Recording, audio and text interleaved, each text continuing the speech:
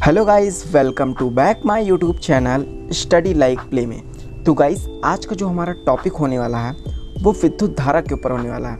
Guys, आज हम ये सभी जानेंगे कि जो है विद्युत धारा क्या होती है, विद्युत धारा के प्रकार क्या क्या हैं, और हम ये भी समझेंगे कि विद्युत धारा आगे प्रवाह कैसे होती है, एक जगह रुकी क्यों नहीं रहती। इन सभी के बारे में हम डिटेल से समझने वाले हैं। तो आप वीडियो को फुल वॉच कीजिएगा। क्लास 10th के अगर स्टूडेंट हैं तो वीडियो को ज़रूर से ज़रूर देखिएगा, आपके लिए चेतावनी है। ठीक है, तो बिना टाइम वेस्ट किए जल्दी से हम वीडियो को शुरू कर लेते हैं। तो गाइस, हमारा टॉपिक है विद्युत धारा।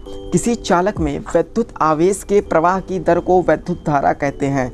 धारा का मापन एमीटर द्वारा होता है। तो गाइस, कहने का मतलब ये है कि किसी चालक में विद्युत आवेश के प्रवाह की दर को विद्युत धारा कहते हैं। मतलब कि ये है गाइस कि जैसे आपके पास कोई चालक है, ठीक, जैसे आप देख सकते हैं ये हमने लिया हुआ है, ये हमारा चालक यानी कि तार है। चालक मतलब क्या हुआ, जिसमें जो है विद्युत धारा प्रवाहित हो, ठीक है, वो चालक होता है। तो समझ लीजिए एक चालक है, उसमें विद्युत आवेश। अब विद्युत आवेश क्या होता है, तो गाइस जो विद्युत आवेश होता है वह पदार्थ का वह गुण होता है, ठीक, पदार्थ का वह गुण होता है जिसके कारण वह विद्युत व चुंबकीय प्रभाव उत्पन्न या अनुभव करता है। मतलब कि जो विद्युत का जो प्रभाव है उसको वह या तो उत्पन्न करेगा या तो उसको अनुभव करेगा कि ये उत्पन्न हो रहा है। इस प्रकार से उसी को हम आवेश कहते हैं, या आप अपने शब्दों में कह सकते हैं कि आवेश के अंदर जो है ना इलेक्ट्रॉन्स होते हैं, ठीक है ना, इलेक्ट्रॉन्स होते हैं जिससे विद्युत का प्रवाह होता है। ठीक है, तो कह सकते हैं आवेश के अंदर इलेक्ट्रॉन होते हैं, इलेक्ट्रॉन के अंदर ऊर्जा होती है। ठीक है, तो वही ऊर्जा जब इस तार से प्रवाहित होती है तो जो जैसे यहाँ से यहाँ तक 5 सेकंड के लिए प्रवाहित की जा रही है, तो 5 सेकंड में जितना दर बनेगा उसका हिसाब से, ठीक है ना, उसी को हम लोग विद्युत धारा कहते हैं। कहने का सीधा मतलब यही है। किसी भी चालक, जैसे कोई तार है, ठीक, उसमें जो है विद्युत आवेश का मतलब हुआ कि विद्युत आवेश के अंदर इलेक्ट्रॉन होते हैं, इलेक्ट्रॉन के अंदर ऊर्जा होती है। तो उसी ऊर्जा का जो है तार से यहाँ तक जाना, ठीक, प्रवाह होना यानी कि बहना, बह रहा है, ठीक, मान लीजिए 5 सेकंड के लिए बह रहा है। अब उस 5 सेकंड में जो प्रवाह की उसकी दर होगी उसी को हम लोग विद्युत धारा कहेंगे। ठीक है, आई होप आपको समझ में आ गया होगा। अब लिखा अगला है हमारा कि धारा का मापन एमीटर द्वारा होता है। देखिएगा, जो धारा, जो हमारी विद्युत धारा होती है, जैसे इस तार में विद्युत धारा इधर को प्रवाहित हो रही है, ठीक।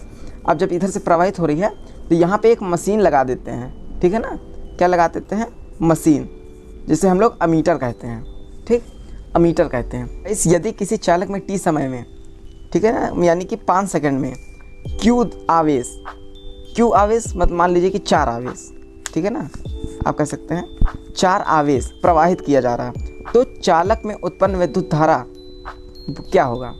तो ये आपसे पूछेगा, तो इसका सूत्र होता है हमारा कि क्या होता है, I = Q/T।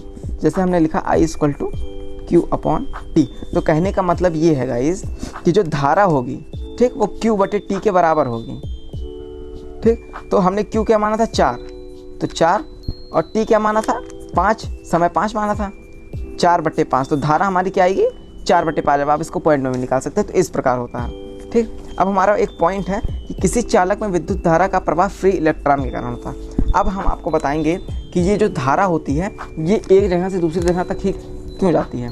अगर जैसे पेंसिल रखी है, अगर इस पर बल ना दिया जाए तो अपने आप नहीं भागेगी, लेकिन धारा जो है उसको बल नहीं देना पड़ता। जैसे आपने तार लगाया, यहाँ से वहाँ पहुँच गई, ये कैसे होता है।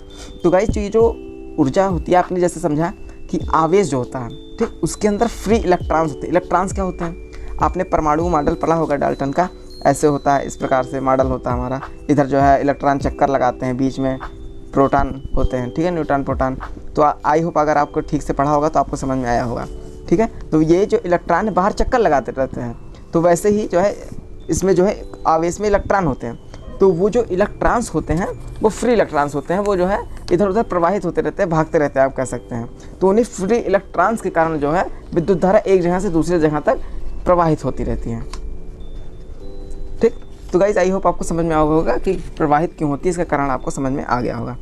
अब इसका एक चीज़ और आप जान लीजिए कि इसका मात्रक क्या होता है।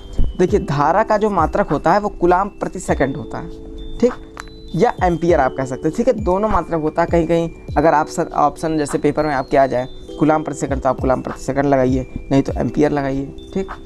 तो आप कुछ दोनों में से कोई भी हो सकता है, आप दोनों जो है कर लीजिए। एम्पियर वैसे अधिकतर पूछता है धारा का, ऐसा ही मात्रक एम्पियर। चलिए गाइस हम लोग अब इसके प्रकार को समझ लेते हैं। विद्युत धारा के प्रकार, ठीक है गाइस। विद्युत धारा के प्रकार क्या है? पहला है हमारा दिष्ट धारा। अब दिष्ट धारा क्या होती है?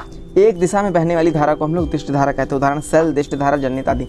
दिष्ट धारा जनरेट का मतलब हुआ कि जो हमारा जनरेटर होता है बैटरी वाला, ठीक है ना, आप बैटरी वाला उसको कह सकते हैं। सेल हो गया, सेल में कौन सी धारा रहती है? दिष्ट धारा रहती है। अब ये धारा कैसे कार्य करती है? ये एक ही दिशा में चलती रहेगी। अब जैसे मान लीजिए ये बना हुआ हमारा, ठीक है।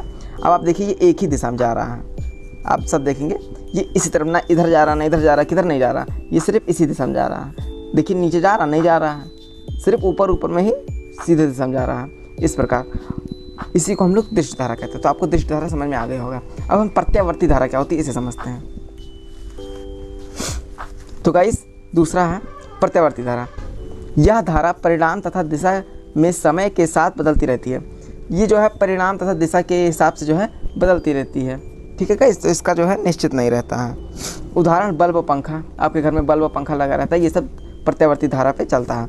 आप देख सकते हैं ऐसे लाइन बनी होती है, ये जो है देखिए ऊपर नीचे चारों तरफ चल रहा है, ऊपर पे चल रहा है नीचे पे चल रहा है। लेकिन जो हमारी दिष्ट धारा थी वो सिर्फ ऊपर पर चल रही थी, ये दोनों तरफ चल रहा है। तो इस प्रकार आप दोनों में फ़र्क समझ गए होंगे, प्रत्यावर्ती धारा और दिष्ट धारा क्या होती है। आपको आई होप सब कुछ समझ में आ गया होगा विद्युत धारा के बारे में। तो गाइस अगर आपको वीडियो थोड़ी सी भी यूज़फुल लगी हो तो वीडियो को लाइक और चैनल को सब्सक्राइब जरूर से कर लें, क्योंकि हम आपके लिए ऐसे ही जो है क्लास 10 के कंटेंट्स लाते रहते हैं। तो चलिए मिलते हैं नेक्स्ट वीडियो में। जय हिंद, जय भारत।